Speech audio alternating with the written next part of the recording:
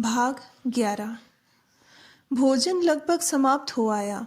नरेंद्र ने कहा, इतने समय तक स्वयं भूखे रहकर सामने बैठकर मुझे खिलाने की तो कोई आवश्यकता नहीं थी। किसी देश में यह चलन नहीं है।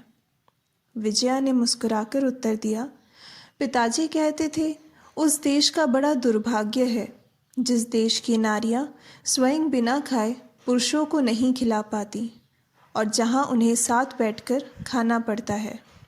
मेरा भी ठीक यही विचार है। नरेंद्र ने कहा, सो क्यों?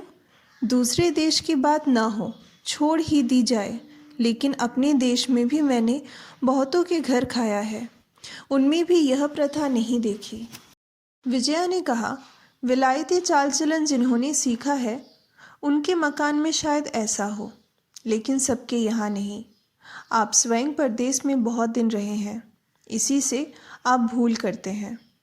नहीं तो हम पुरुषों के सामने निकलती हैं, ज़रूरत पड़ने पर बातें भी करती हैं, फिर भी बिल्कुल मेम साहब नहीं बन गई और उनकी चाल भी नहीं चलती हैं। नरेंद्र ने कहा, न चलती हो, लेकिन चलना तो उचित है। जिसमें जो अच्छी बात है उससे ले लेनी चाहिए। विजया बोली, कौन सी अच्छी बात है? एक साथ बैठकर खाना। फिर उसने ज़रा सा हंसकर कहा, आप क्या जाने कि नारियों को खिलाने पर कितना जोर रहता है।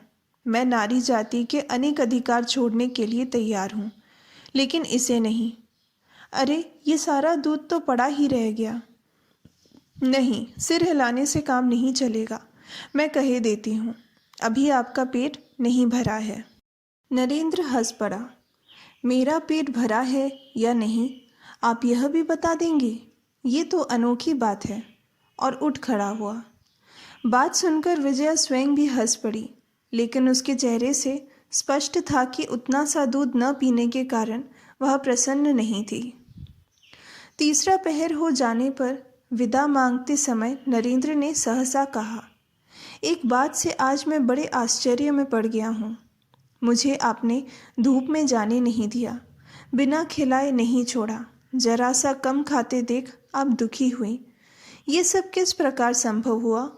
सुनकर आप दुखी न हो, मैं व्यंग या उपहास के रूप में नहीं कह रहा, लेकिन मैं तब से केवल यही सोच रहा हूँ कि यह सब किस तरह संभव हुआ।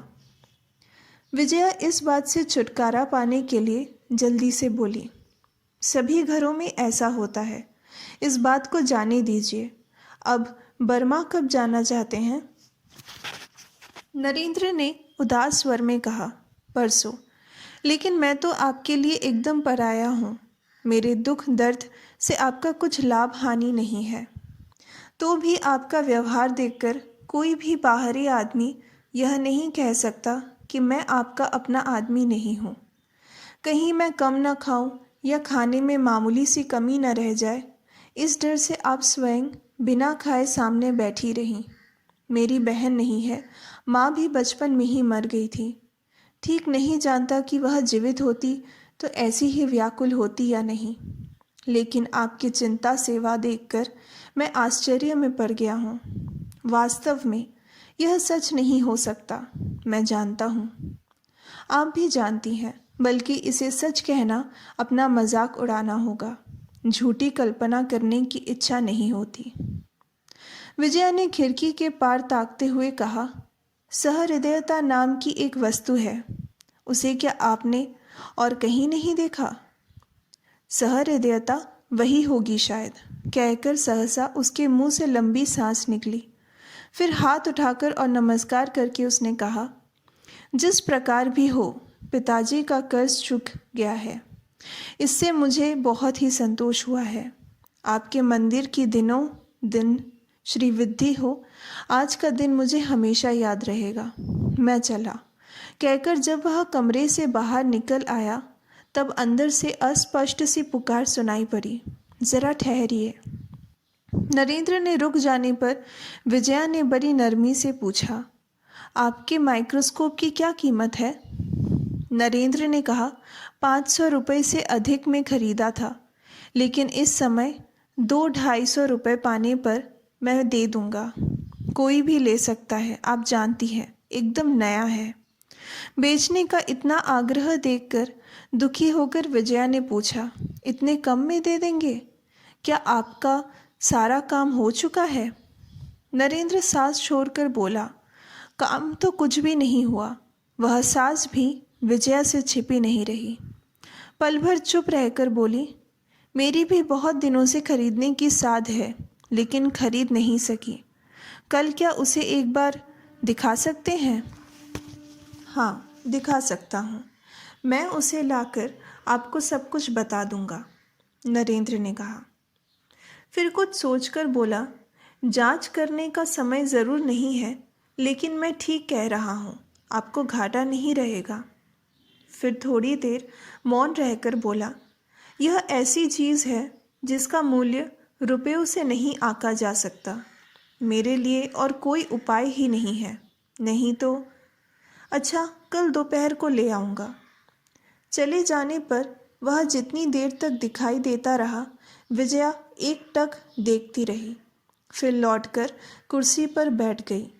सूनी नज़रों से बाहर के पेड़ पौधों की ओर देखते और मूर्ति के समान स्तब्ध बैठे हुए कैसे समय कट रहा है उसका उसे ध्यान ही नहीं रहा। कब शाम बीत गई, कब नौकर दिया जला गया, उसे पता भी नहीं चला। अंत में उसकी चेतना लौटी अपनी आंखों के आंसुओं से। अनजाने में न जाने कब से बूंद बूंद गिरते गिरते उसकी छाती का कपड़ा तक भीग गया है। छी छी, नौकर चाकर आए गए हैं, शायद उन्होंने देख लिया हो, न जाने वे क्या सोचेंगे। रात को बिस्तर पर लेटकर खिड़की के पार अंधेरे में देखती रही। शून्य अंधकार की तरह अपना सारा भविष्य उसकी आंखों के आगे नाचने लगा। फिर वह कब सो गई पता नहीं। जब आँख खुली तो प्रभात के स्निग्ध आलोक से कमरा भर गया था।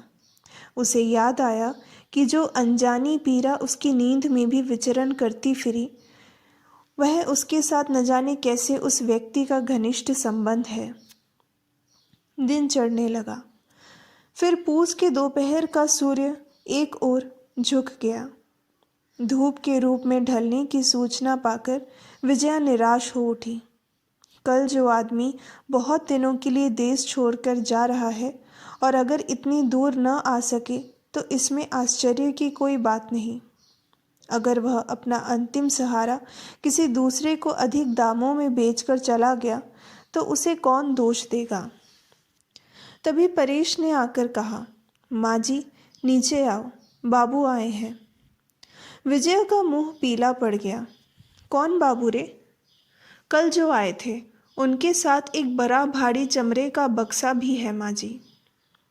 अच्छा, तू बाबू को बैठने को कह, मैं आती हूँ। 2-3 मिनट के बाद विजया ने कमरे में पहुंचकर नमस्कार किया। आज उसकी वेशभूषा और माथे के रूखे बिखरे बालों में ऐसी एक विशेषता थी, उन्हें सलीके से संवारा था कि किसी की नज़र से नहीं बच सकता था। कल के साथ आज के इस अंतर के कारण नरेंद्र के मुंह से बात नहीं निकल सकी। उसकी आंखों में आश्चर्य देख जब विजया ने अपने आप को देखा तो शर्म से वह मिट्टी में गड़ गई। माइक्रोस्कोप का बैग अभी तक उसके हाथ में था। उसे मेज़ पर रखकर धीरे से बोला, नमस्कार। मैं जब विलायत में था तब मैंने चित्र बनाना भी सीखा था। आपको मैंने कई बार देखा है, लेकिन आज आपको देखकर निश्चयपूर्वक यह कह सकता हूँ कि कोई भी चित्रकार आपका चित्र बनाने का लोभ संवरण न कर सकेगा। वाह, क्या सौंदर्य है। विजया समझ गई कि सौंदर्य की प्रशंसा में निष्कपट और स्वार्थहीन भावना ही है। फिर भी वह बुरी तरह लजा उठी। फिर गंभीर स्वर में बोली, मुझे इस प्रकार अपूर्व कहना क्या आपके लिए उचित है? फिर मैंने तो आपको आपसे कुछ खरीदने के लिए बुलाया था, चित्र बनवाने के लिए नहीं। उत्तर सुनकर नरेंद्र उदास हो गया। लज्जा से अत्यधिक कुंठित और संकुचित होकर क्षमा याचना करके बोला, मुझसे बहुत बड़ी भूल हो गई। मैंने कुछ भी सोचकर नहीं कहा और मैं कभी भी। उसके पछतावे को देख विजया हंस पड़ी। कहाँ है देखो आपका यंत्र। नरेंद्र उठा। अभी लीजिए दिखाता हूँ, कहकर बक्सा खोलने लगा। कमरे में उजाला कम होता जा रहा था। विजया ने बगल के कमरे की ओर इशारा करके कहा, उस कमरे में भी उजाला है, चलिए वहाँ चले। अच्छी बात है, चलिए। उसने बक्सा उठाया और गृह स्वामिनी के पीछे पीछे बगल वाले कमरे में आ गया। एक छोटी सी तिपाई पर यंत्र रखकर दोनों आमने सामने दो कुर्सियां लेकर बैठ गए। नरेंद्र ने कहा, लीजिए अब देखिए किस प्रकार उपयोग किया जाता है, यह मैं बाद में सिखा दूंगा। इस अनुवीक्षण यंत्र को जिन्होंने अपनी आंखों से नहीं देखा, वे कल्पना भी नहीं कर सकते कि इस छोटी सी वस्तु के अंदर कितना बड़ा आश्चर्य देखा जा सकता है। नरेंद्र ने कहा, विलायत में डॉक्टरी सीख चुकने के बाद उसकी ज्ञान पिपासा इसी जीवाणु तत्व की ओर बढ़ी थी। इसी से जिस प्रकार इस तत्व से उसका घनिष्ठ परिचय हो गया था, उसी प्रकार उसका संग्रह भी असंभव हो गया था। उस सबको भी वह अपने साथ ले आया था। उसने सोचा था, यह सब न देने से केवल यंत्र लेकर क्या लाभ होगा। विजया को पहले तो कुछ भी दिखाई नहीं दिया, धुंधला और अस्पष्ट सा कुछ दिखाई दिया। नरेंद्र जितनी ही आग्रह से पूछता, विजया को इतनी ही हंसी आती, क्योंकि न तो उसके मन में था और न वह कोशिश कर रही थी। नरेंद्र उसे समझाने की कोशिश कर रहा था, इस प्रकार देखना चाहिए, देखने में आसानी हो, इसलिए हर कल पुर्जे को घुमा फिराकर पूरी कोशिश कर रहा था। लेकिन देखे कौन, जो समझ रहा था उसकी आवाज़ से उसका हृदय डोल उठता था। लंबी सांसों से बिखरे बाल उड़ उड़कर सारे चेहरे पर बिखर गए थे। हाथ हाथों से टकराकर उसकी देह को रोमांचित किए दे रहे थे। भला ये देखने से उसे क्या सरोकार था कि जीवाणु की स्वच्छ देह के भीतर क्या है और क्या नहीं। कौन मलेरिया से गांव उजड़ रहा है और कौन तपेदिक से घर सूने कर रहा है, इसकी जानकारी से भी उसको क्या लाभ। जान लेने पर भी क्या वह उनका निवारण नहीं कर सकेगी। वह तो डॉक्टर नहीं है। लगभग 10 मिनट तक माथापच्ची और बकझक करने के बाद नरेंद्र झल्लाकर उठ बैठा। बोला, यह आपका काम नहीं है। मैंने जीवन में ऐसी मोटी बुद्धि नहीं देखी। विजया किसी प्रकार हंसी दबाकर बोली, मोटी बुद्धि मेरी है या आप समझा नहीं पा रहे। अपनी कड़ी बात से मन ही मन लज्जित होकर नरेंद्र ने कहा, और कैसे समझाऊं बताइए। वास्तव में आपकी बुद्धि मोटी नहीं है, लेकिन लगता है आप मन नहीं लगा रही। मैं तो बकवास करके मर रहा हूँ और आप झूठ मूठ आंख लगाए मुंह नीचा किए सिर्फ हंस रही हैं। विजया कहती है, किसने कहा मैं हंसती हूँ। नरेंद्र, मैं कहता हूँ। विजया, आपकी भूल है। नरेंद्र कहता है, मेरी भूल? अच्छा मान लिया, लेकिन यंत्र तो भूल नहीं है, फिर आप क्यों नहीं देख पाती। विजया कहती है, इसलिए कि आपका यंत्र खराब है। नरेंद्र चकित होकर बोला, खराब है? आप नहीं जानती कि इस प्रकार शक्तिशाली माइक्रोस्कोप इस देश में अधिक लोगों के पास नहीं है। इसमें इतना साफ दिखता है। यह कहकर और फिर अपनी आंख से एक बार जांच लेने के लिए वह जैसे ही नीचे की ओर झुका, उसका सिर विजया के सिर से टकरा गया। ऊ कहकर विजया सिर दबाकर हाथ से सहलाने लगी। नरेंद्र हड़बड़ाकर कुछ कहना ही चाहता था कि उसने खिलखिलाकर कहा, सिर टकरा देने से क्या होता है जानते हैं? सींग निकल आते हैं। नरेंद्र हंस पड़ा। निकलते हो तो आपके सिर से ही निकलना उचित है। आपके इस पुराने टूटे यंत्र को मैंने अच्छा नहीं कहा, इसलिए मेरे सींग निकलने के योग्य हो गया। नरेंद्र हंसा तो लेकिन उदास हो गया। गर्दन हिलाकर बोला, साफ कहता हूँ, यंत्र टूटा नहीं है, मेरे पास कुछ है नहीं, इसलिए आपको संदेह हो रहा है कि मैं ठग कर रुपए लेने की कोशिश कर रहा हूँ। इसे आप बाद में देखिएगा। विजया ने कहा, बाद में देखकर क्या करूँगी? उस समय मैं आपको कहाँ पाऊँगी?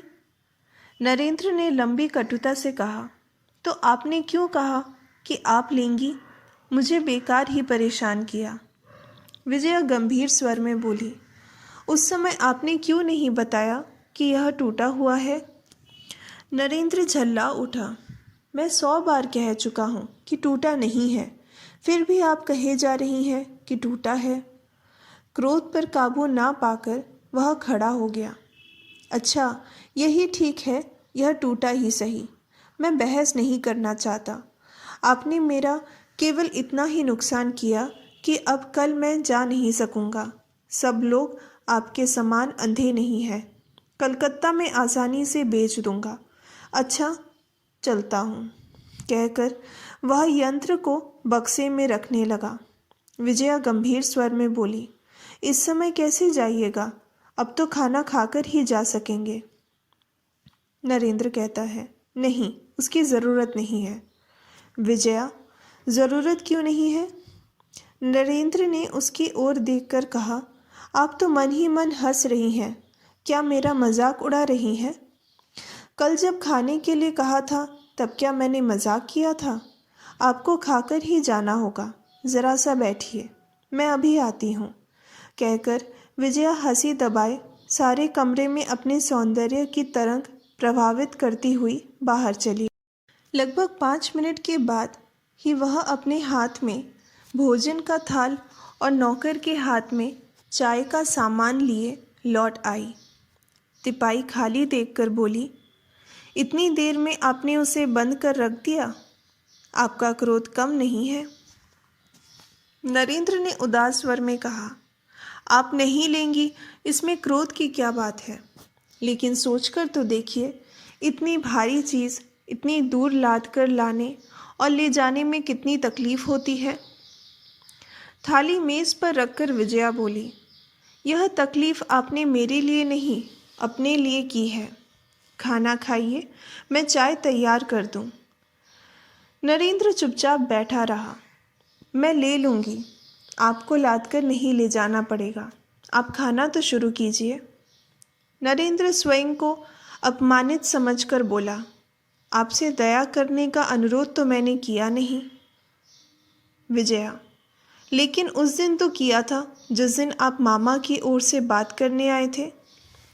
नरेंद्र, वह दूसरे के लिए था, अपने लिए नहीं। यह अभ्यास मुझे नहीं है। बात कहाँ तक सच है विजया से छिपी नहीं, इसलिए उसका मन कराह उठा। बोली, जो भी हो, आपको वापस नहीं ले जाना पड़ेगा, यह यहीं रहेगा। खाना शुरू कीजिए। नरेंद्र ने संदिग्ध स्वर में पूछा, इसका मतलब? विजया, मतलब कुछ तो है ही। उत्तर सुनकर नरेंद्र पल भर स्तब्ध हो गया। फिर जैसे मन ही मन कारण जानकर कुछ बोला, वह क्या है सो मैं आपसे साफ साफ सुनना चाहता हूँ। क्या इसे खरीदने के बहाने मंगाकर अपने पास रख लेना चाहती है? क्या पिताजी इसे भी गिरवी रख गए थे? तब तो लगता है आप मुझे भी रोक कर रख सकती हैं। कह सकती हैं कि पिताजी मुझे भी आपके पास गिरवी रख गए हैं। विजया का मुंह लाल हो उठा। गर्दन घुमाकर बोली, कालीपद, तू यहाँ खड़ा खड़ा क्या कर रहा है? जा चाय ले आ। कालीपद चला गया। विजया चुपचाप चाय बनाने लगी और क्रोध के मारे नरेंद्र हांडी सा मुंह बनाए कुर्सी पर बैठा रहा।